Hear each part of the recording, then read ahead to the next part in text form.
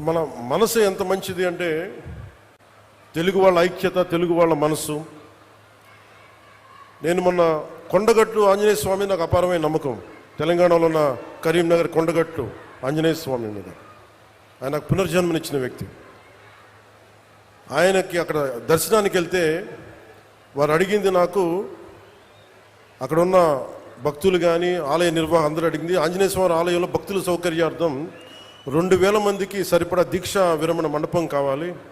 అక్కడ దీక్ష విరమించి వాళ్ళు టీటీడీకి వెళ్తారు, తిరుపతి దర్శనానికి వెళ్తారు, మీరు కొంత సహకారం ఇవ్వండి అంటే చాలా వెంటనే తీసుకున్నాను. దానికి వచ్చిన తర్వాత దాన్ని పర్సీవ్ చేసిన తర్వాత ఈ రోజున గత 2 రోజుల క్రితం 96 గదుల సత్రం నిర్మాణానికి 35.19 కోట్ల 19 లక్షల వ్యయంతో టీటీడీ బోర్డు ఆమోదం తెలిపింది.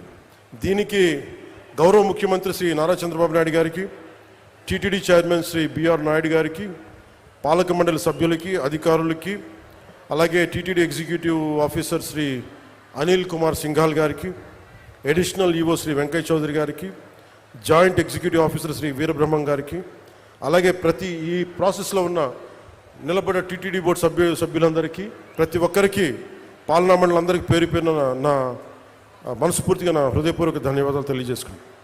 అలాగే తెలంగాణలో ఉన్న భక్తులందరికీ కూడా మీరు దీక్ష విరమణ చేసిన తర్వాత తిరుమలకు వెళ్ళి వెంకటేశ్వర ఆలయం మీ దర్శనం మరింత సౌకర్యార్థంగా ఉండాలని మనస్ఫూర్తిగా కోరుకుంటూ, ఎందుకు అంటే ఇంకొకటి, కొంతమంది సామాజిక మాధ్యమాల్లో ఆంధ్ర డబ్బు మీకెందుకురా అని చెప్పి మాట్లాడుతూ ఉన్నారు.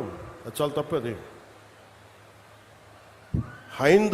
హైందవ ధర్మం ఎక్కడున్నా, భారతదేశం ఎక్కడున్నా, అది ఆంధ్ర ఇలా ప్రాంతీయతలు పట్టుకురాకండి. హైందవ ధర్మం ఎక్కడున్నా హైందవ ధర్మాన్ని కాపాడుకుంటుంది.